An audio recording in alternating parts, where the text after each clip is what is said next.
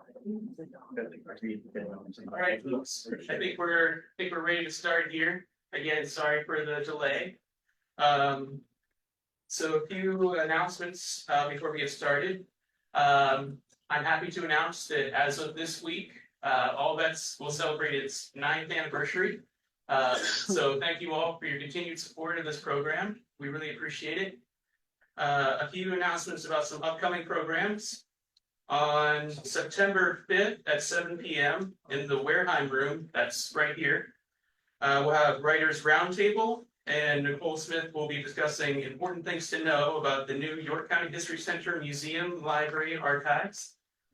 On Friday, September 6th, we'll have First Friday, and there'll be a tour of cemeteries and churches in the area, so be sure to check out our website on that. On September 18th at 7 p.m., again here in the Wareheim room, we'll have the Civil War Roundtable, and Scott Mingus will present Flames Beyond Gettysburg, the Confederate Expedition to the Susquehanna River, June 1863. And for more information on any of these programs and to register, be sure to check out our website at yorkhistorycenter.org. And our speaker tonight is Phil Frigm. And he served in the Marines in Vietnam and received 2 Purple Hearts. So please welcome Phil. Yeah.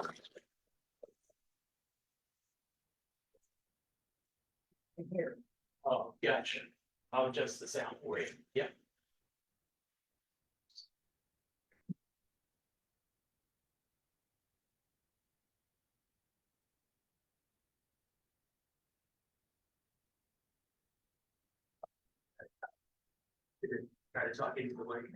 Good evening. Good evening. My name is Phil Frigm. Yes, that's spelled right. Greg pronounced it that way, but it's Phil Frigm. Those of you who know me, solid G. I want to begin tonight by asking everybody to please stand. If you're military, I want to recite the Pledge of Allegiance on my command. And salute.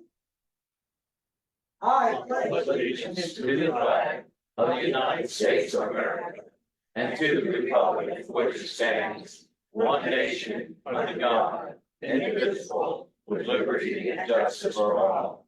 Ready? Go. Please be seated. Thank you.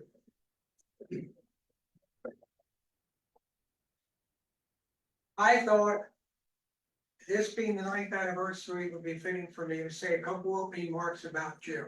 I'd like to say Jim was my friend. I knew him briefly. I know his background. I know he's responsible for the beginning of BVA chapter 1032, and he is the founder of this program. He's done a lot for veteran services in York County. Sorry that we lost Jim. At the same time, we had his remarkable wife, Lynn, step up into his footsteps and take over the program, and she's doing a spectacular job.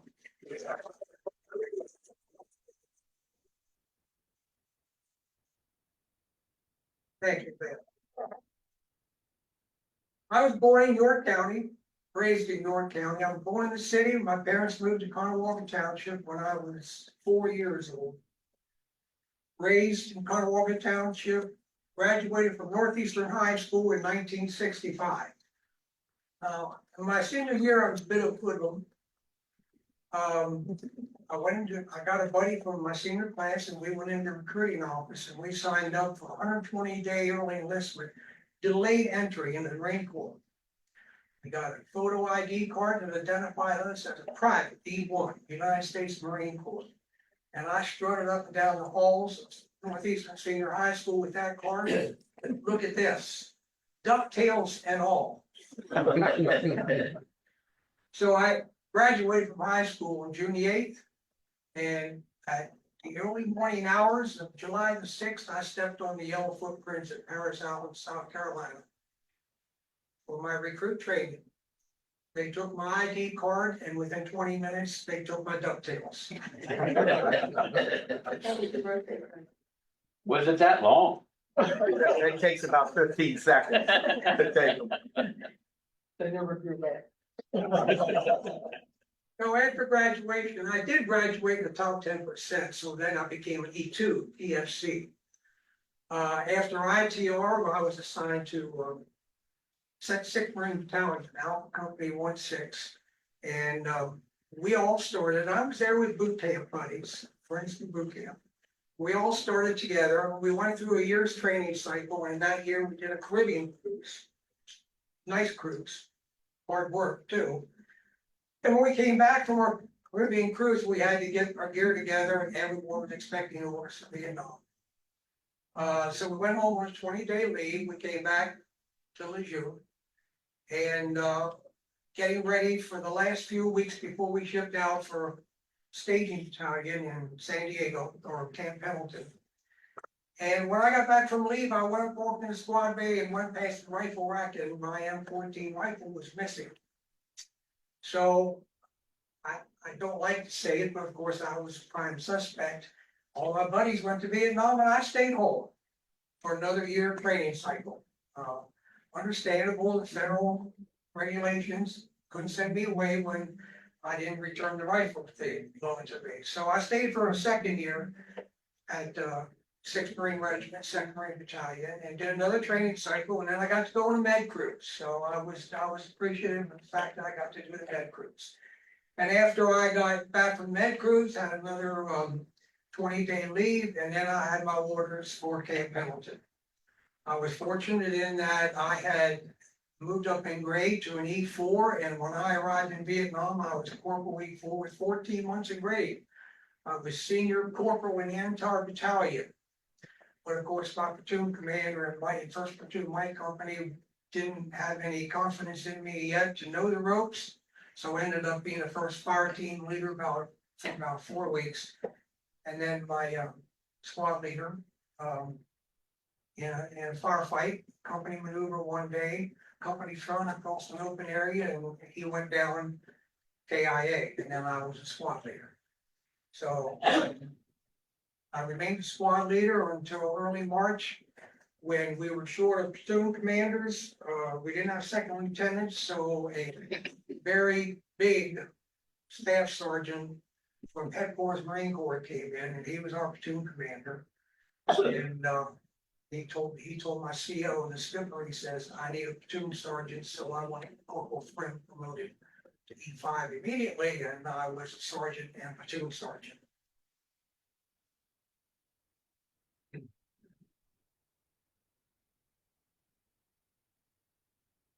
I feel fortunate as a veteran in Vietnam. I hold no grudges. I would do it again. I only feel sorry for myself that I didn't have the opportunity to decide whether or not I would make the Marine Corps my career.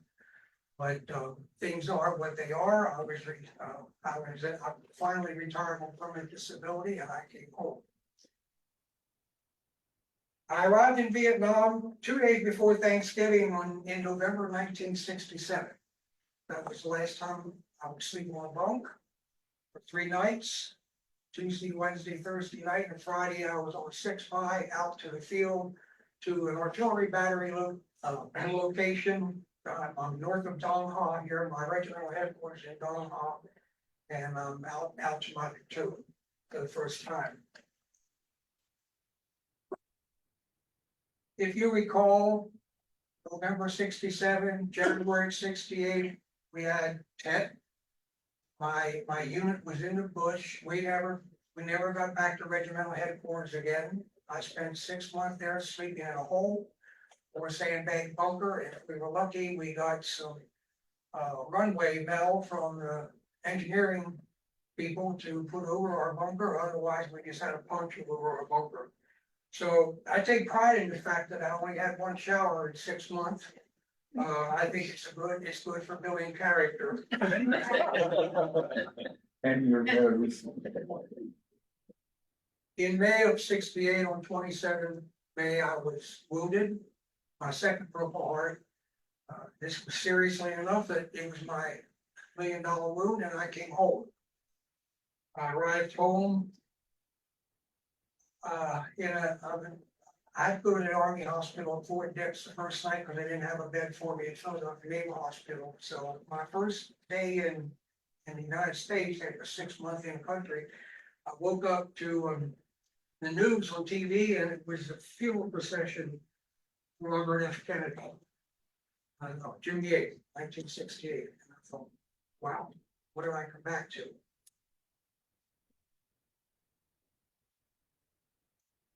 I moved into my civilian life. I was engaged at the time. My fiance was going to school at the nursing school at the University of Pennsylvania in Philadelphia. So we had the opportunity to see each other often, and we'd come home together on weekends. After I was discharged, she left school, we got married, we had 2 sons, and I moved into civilian life, and like every veteran, I hid from everything. I didn't talk about it, didn't care to talk about it.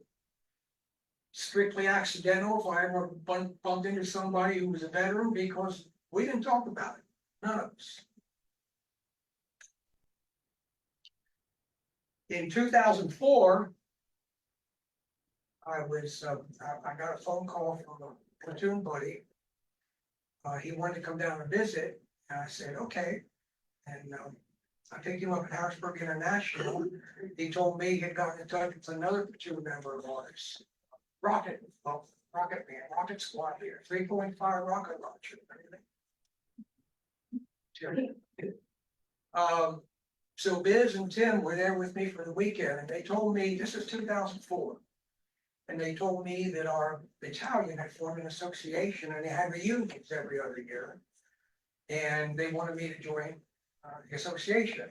So it intrigued me, and when they left, I did. I joined the association and decided to sign up and go to my first reunion with the men of 3rd Battalion, 4th Marines in the summer of 2005 in San Antonio, Texas.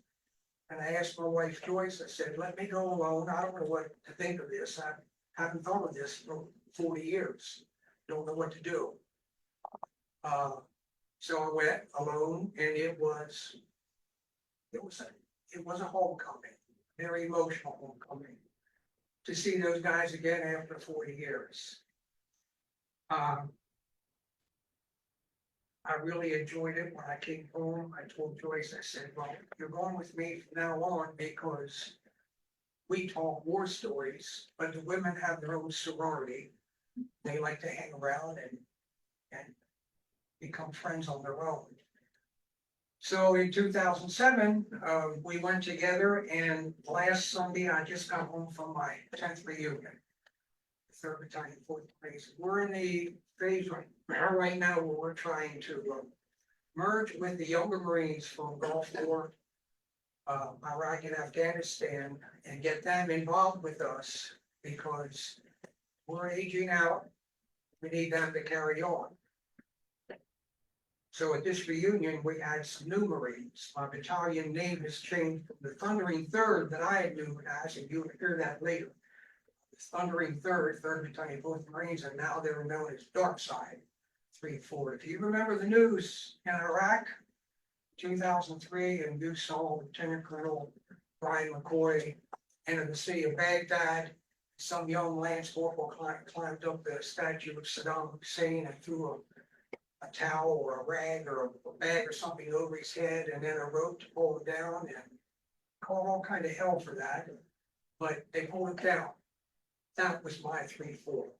Lieutenant Colonel McCoy and Dark Side Marines pulled Saddam down in Baghdad in 2003. Well, that were there at the review. Now, my story, I don't have a story. When I got involved with my battalion, and when my wife started going to reunions with me, I realized that I didn't have any memory of Vietnam. I remember on 6, Caribbean, Mediterranean. I remember that service, the 2nd Marine Division. I had no memory of Vietnam. I didn't know what to do with it. I didn't understand why. After she went to the reunions with me, she said I would stand there in a group and they would tell their stories, and I was a bobblehead, and I started to learn what happened, but actually I had no memory of what went on. I remember getting there, taking a helicopter from Da Nang to regimental headquarters in Dong Ha, and getting shipped out to Charlie 2 artillery base and meeting my platoon for the first time. And after that, you tell me I did it and I'll believe you. But I don't have much, if any, memory of the 6 months I was there. So I self-diagnosed myself and said I have reverse PTSD. I've never been diagnosed with PTSD, but somebody, maybe the man up there, saw fit to wipe out my memory. So I get my sanity. I never experienced flashbacks, night dreams, or anything like that. I never had any of that. And I attributed it to the fact that I couldn't recall what I did in Vietnam. So, fast forward, now I've been going to reunions. This was my 10th. And I love those guys. It's just a great time. And I have learned what was going on when I was over there, but I don't remember it. But fast forward now to 2020, and my wife and I escaped COVID by going to our cabin in Gettysburg. We could go up there in the woods and didn't have to wear a mask.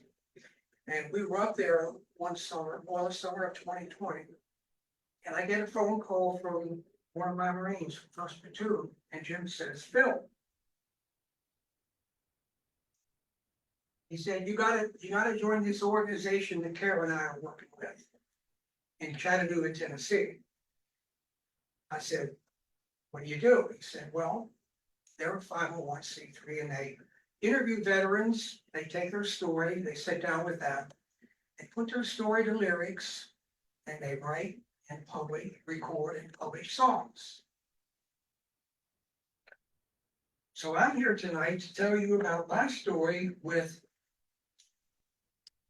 music is a good medicine, and you're welcome to take one of these photos with you tonight. By the way, Lynn asked me to bring anything I wanted to bring. I have one memorabilia that came to me in the hospital in Philadelphia with personal effects that they sent to me. And there's a picture of me on there. I don't know when it was taken. I don't know who took it, but it came home with my personal. That's the only thing I have from Vietnam. So Jim said, I said to Jim, I said, how do you do these meetings with veterans? And he said, on Zoom. He said they have a Zoom meeting. Now in COVID, it was every Wednesday morning from Chattanooga. And he said, I'll have them send you a code and Saturday, Wednesday morning, go out with us and they'll start your interview and you'll be able to write your own song. And I said, well, Jim, you know, I don't remember anything. I don't have much of a story to talk about Vietnam. And he said, well, you talk to them. So the next Wednesday morning, I went out on the porch of the cabin. I had my laptop and I logged in to this website, and I started my life with Freedom Sings USA. Freedom Sings USA is a 501c3 nonprofit. You can reach them online at freedomsingsusa.org, or one word. And their theme is when the story becomes a song. It's music, songwriting, and creative arts therapy workshops for vets. Any vet, every vet, any conflict, every conflict. Then they were having a weekly Zoom and weekly Zoom only because of COVID. And as COVID subsided, they started having more in-person classes like they had done before. They're in the Chattanooga base office and in Chattanooga, Tennessee. But since then, they were founded in 2016. They have spread all over the country. And besides just interviewing vets, and putting all these songs on CDs, they were up to volume 4 at the time. They specialize with CDs, and they have a CD now for special ops. They said have a CD for military nurses, veteran nurses, and a CD for VA employees who work with PTSD patients.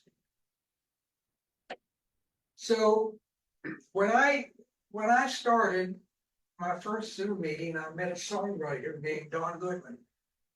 He's a retired songwriter for Alabama in the Charlie Daniels band. And there was a guitar player there named Steve. Steve is lifetime musician, been recording country music all his life. And the president of the organization, a lady named Bobby, was going to type my story as I recited it over the Zoom meeting. So Don wanted to know a little background, and then he wanted to know what I did. I said, Don, I told Jim, I don't have a story. I forgot everything. I forgot it all, or my memory is going anyway. And he said, well, what do you remember? And I said, I remember getting there, and I remember leaving there. I remember my last day vividly because of what happened on my last day. He said, you tell me what happened on your last day, and we'll write that song for you. So that's what we worked on for 3 to 4 weeks on the Zoom meetings. They were writing the lyrics, and this is a Zoom meeting, so the other participants are commenting and adding words, taking words out, helping Dawn and me put the lyrics together for my song. So after about 4 weeks, they finalized my song and kind of put it on the shelf because it would be 2 years. It would be February of this past year. Then Dawn got back to me and said, we hired a band in Nashville. We've got a recording room and we're going to record 5 songs today, and yours is going to be recorded.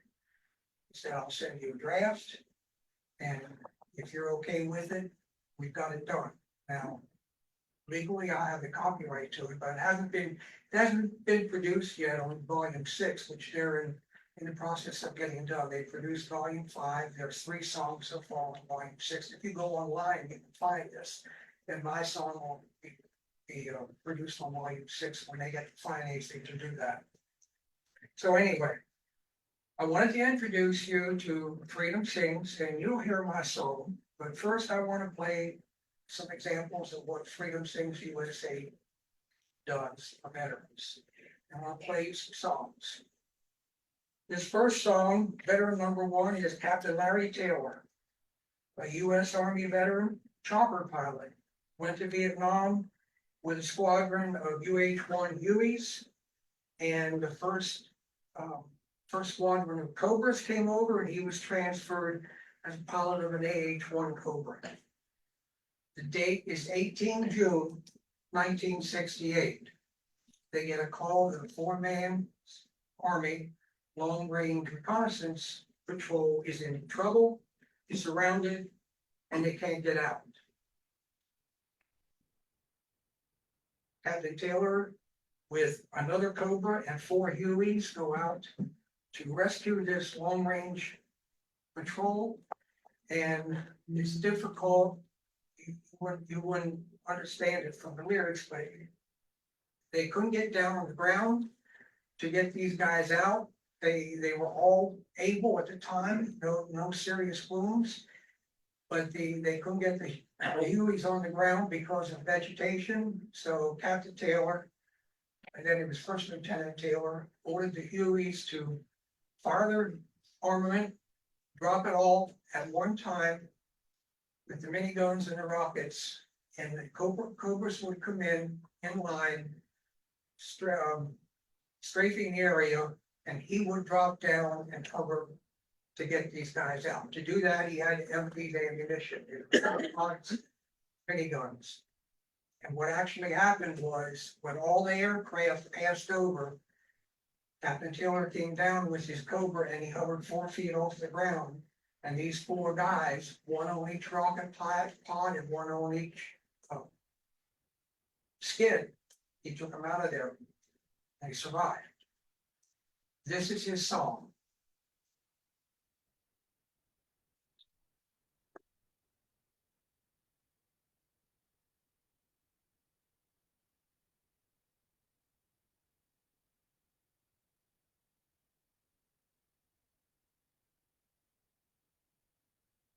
The title is No Man Left Behind.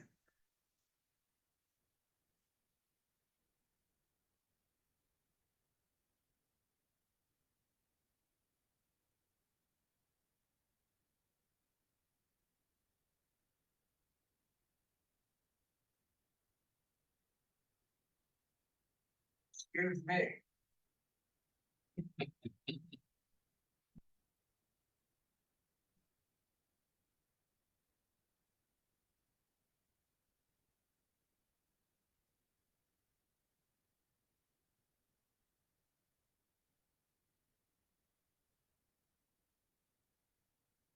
Turn it on.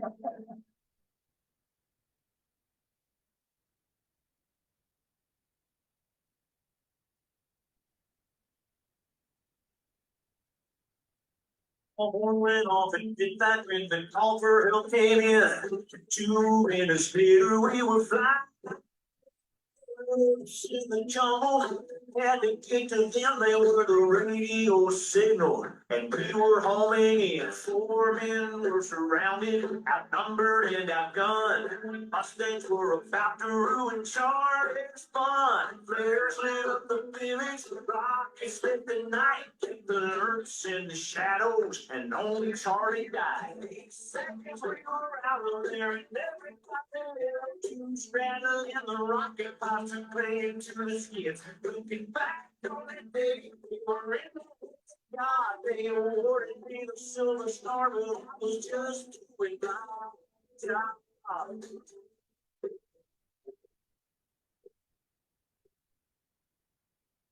I didn't come home to a ticker tape parade. I found out at the airport we were coming home to hate. Looking back on that door, it would have let us win.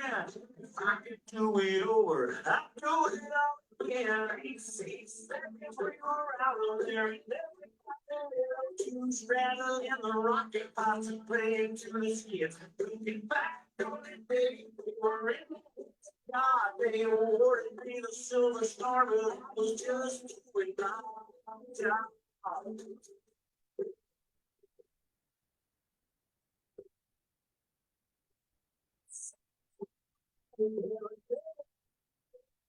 Travel in the rocket pod to claim to the skin. Looking back on that day, we were in the hands of God. They awarded me the Silver Star, but I was just doing my job.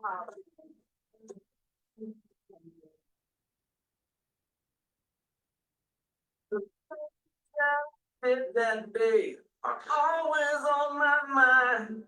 They awarded me the Silver Star, 'cause no man was left behind.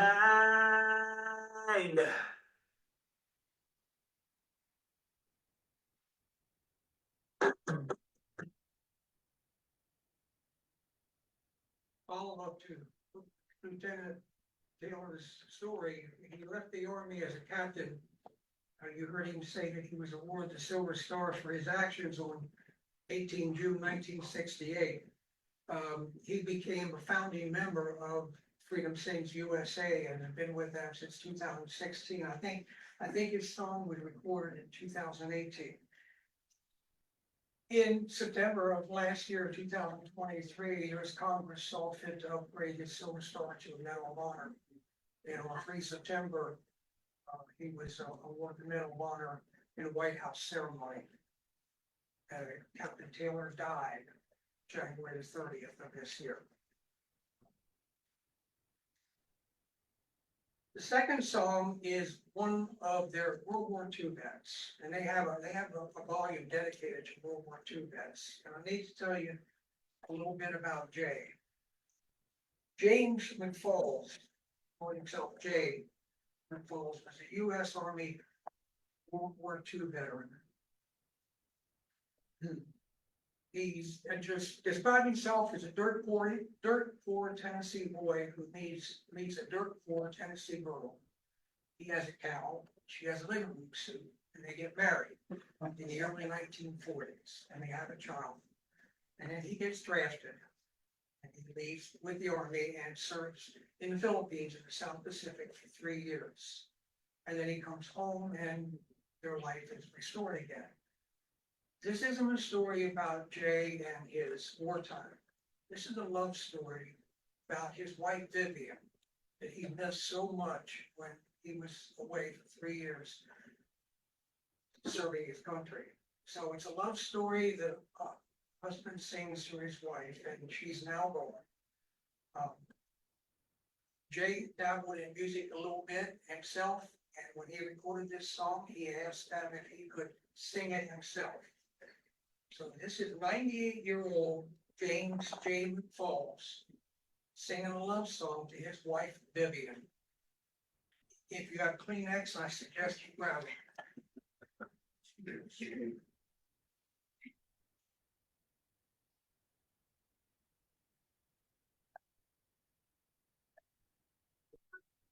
Two homeless kids in 1943. That's how it all started with Vivian and me.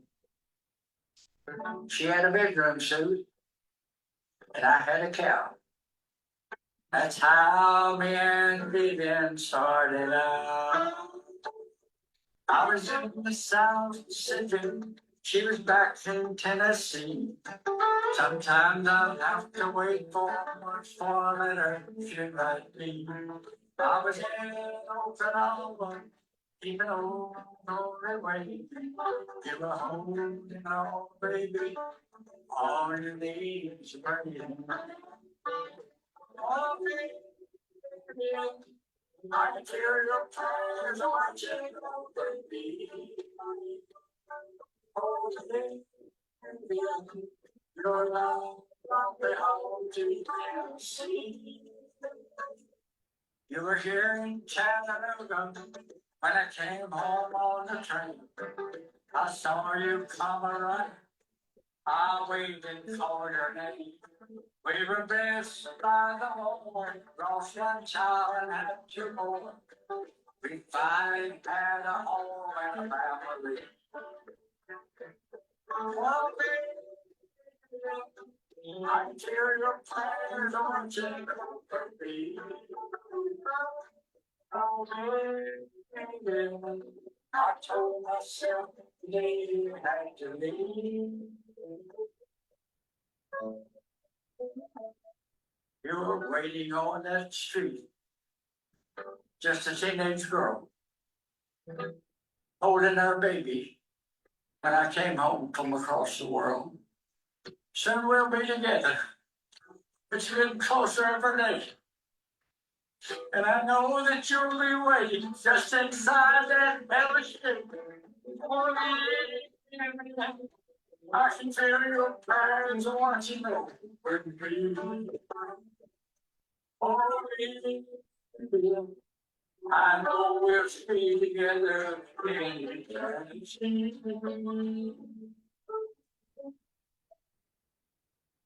I was blessed the day I found you. I want to be around you now and forever. Let it be me.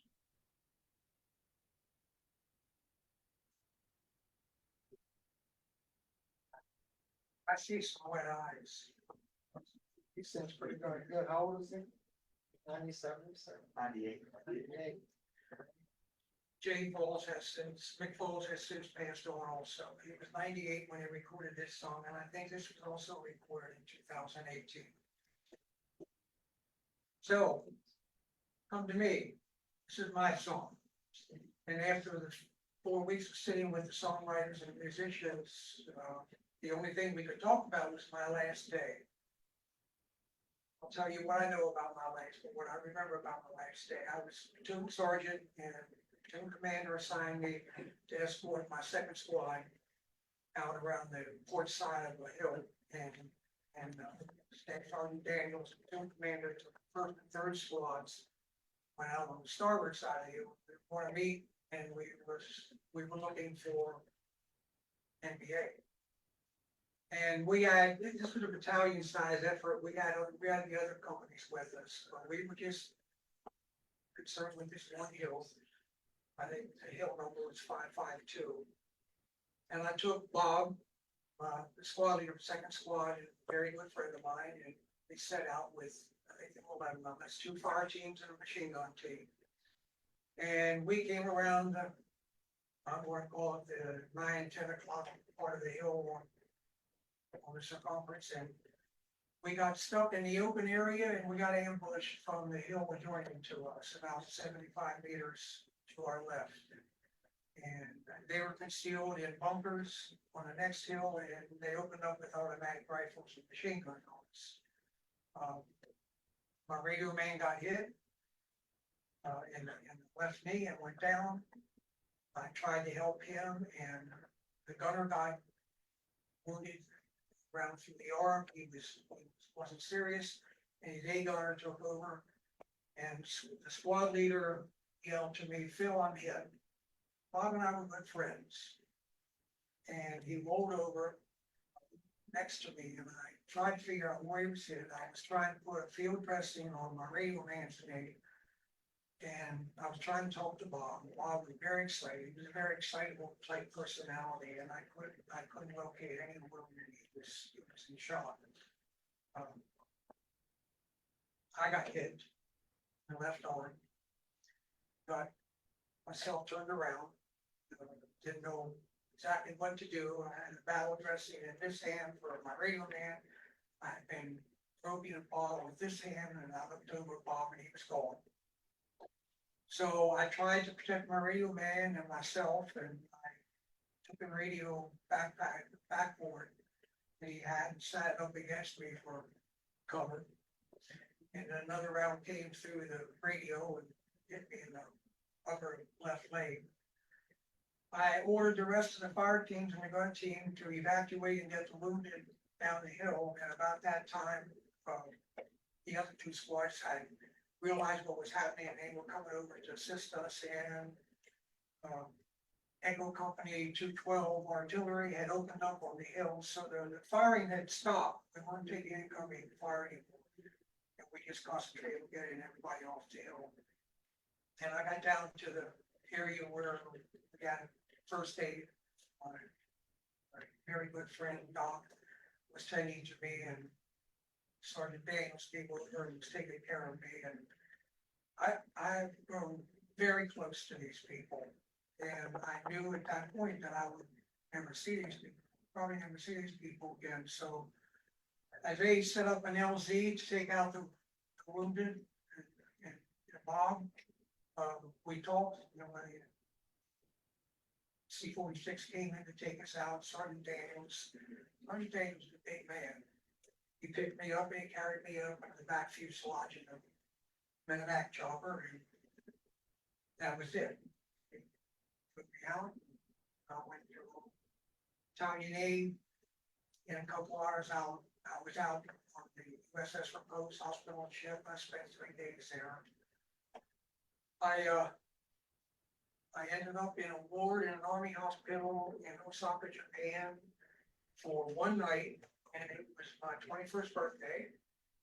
So I woke up on my 21st birthday all alone on this ward. There was nobody else there. There were a bunch of nurses, and I couldn't convince any of them to give me a beer for my 21st birthday. So I came home. My song obviously is about that one day, and we named it My Last Day. So I'm going to play you my song, produced and recorded by Frigm Sings USA, entitled My Last Day.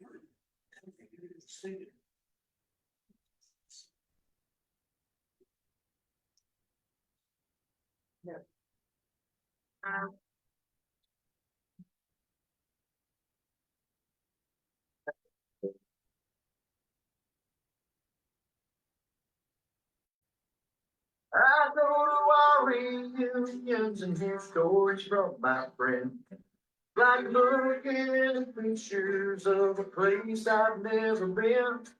My memories of Vietnam are fading, if not gone.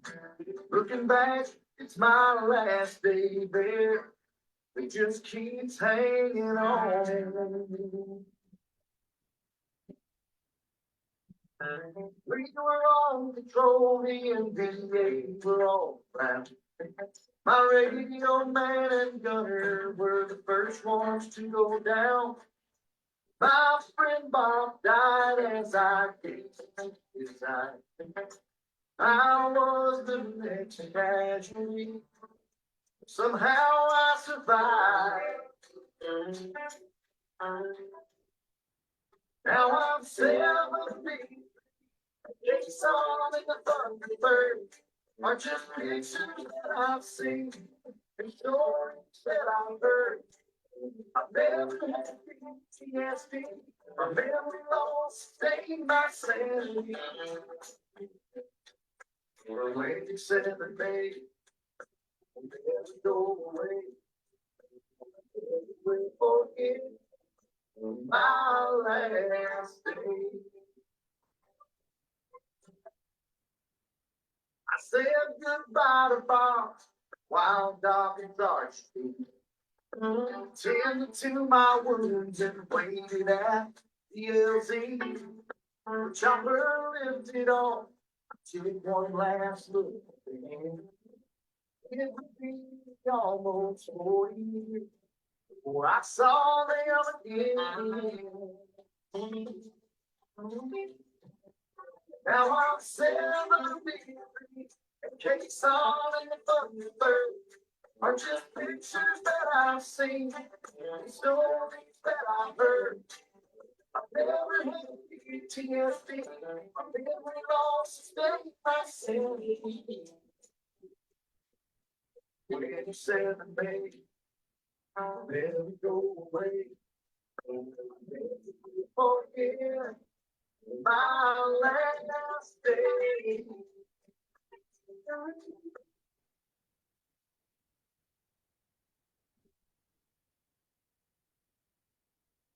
On the porch of a cabin just west of Gettysburg, looking back on the years I've journeyed on this earth, I'm grateful for the chance to contribute to our freedom, and I'm thankful to my God, and I pray I'll get to meet him. Come my last day, my last day.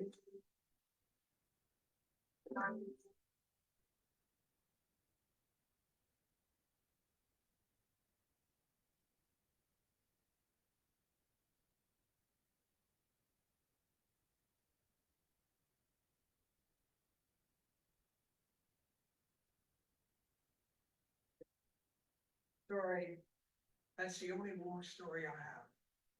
That's the end of our program. Thank you all for being here this evening. You remember Doug King? Yes. Doug King? Yeah, he was my boss at UPS.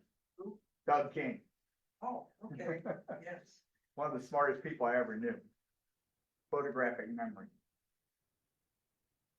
Please, take a brochure. You can contact FSUSA anytime. I think they're doing the Zoom meetings every other week right now. They do in-person meetings, of course, in Chattanooga. If you're going to take a vacation and go to Chattanooga, they're all over the country now with programs and recitals, and they just have mushroomed into a fantastic veteran service organization and with a large following. So please take a brochure with you. Bill. I've known you for a little while. I know there's a lot more to your story after you got back here in New York. You what? Explain a little bit about your life after you got back here in New York and what you've been doing. Back in New York, my later life, I worked in the private sector when I got home. I went to work as a draftsman at Blue Car Farm Engineering. And I moved around in engineering companies and became an HVAC designer for a while. I wasn't going far in that career because I didn't have it. I didn't have a degree in engineering. So I found an opportunity to move into technical specifications writing, and I did that 1987, I think. And I finished 27 years working as a spec writer. I loved it. I just loved going to work every day because nobody wanted to write specs. I did. It was my job in a firm with 3 companies of 85 people. I was the only spec writer. You do it my way or you don't do it at all. I love my work. I retired December 31st, 2012, and I'd already put some seeds in the ground. I was already a member of the Marine Corps League, the military Order, the Purple Heart, the chapter that we had in New York. We don't have that anymore. And I met and conferred with Barry Shep for a while. And the day after I retired, I was on Veterans Treatment Court. I promised Barry I would be on Veterans Treatment. I love my work with Veterans Treatment Court for 8 years. I worked with 5 vets that had some personal problems. I got 3 of them through the program. I'm proud of them. I enjoy doing that, but it got to the point where physically it was getting very difficult, and I thought it was time to do something else. So then my wife bought a house in Arizona, and we've been out now. No, but I've been very active, but now time's catching up with me. I just had shoulder replacement surgery 9 weeks ago, and I postponed my knees to do the shoulder first, so I'm hobbling around yet, but I'm still enjoying life. Barry Shep was a great man. Yeah. Yes. So, Be the $1 million man. $1 million man. All you replace. yeah. It's 6 million now. It's inflation. $6 million. That's 6 million, yes, yeah. Inflation, right? Yeah. Yeah, I told you that picture is the only memento I have. Like I said, I don't know who took it. I don't know when. I don't know where it came from. It just came back with a bunch of letters and stuff. They're my personal effects. And That's the original picture, and, no. It's a copy, right, thank goodness, right? Yeah, it was actually just a little, because I've seen Polaroids from the Vietnam era when my cousin came back, a lot of them just fade right away, yeah, because, back then it wasn't good. yeah, they fade over years. My sons have one that I sent home to my fiance in December. I was staying outside my bunker, and I had a white Christmas tree. I don't know where I got it from, but I had a white Christmas tree. I was staying there holding up the Christmas tree and sent it to her at Christmas time that year. One of my boys has that picture now.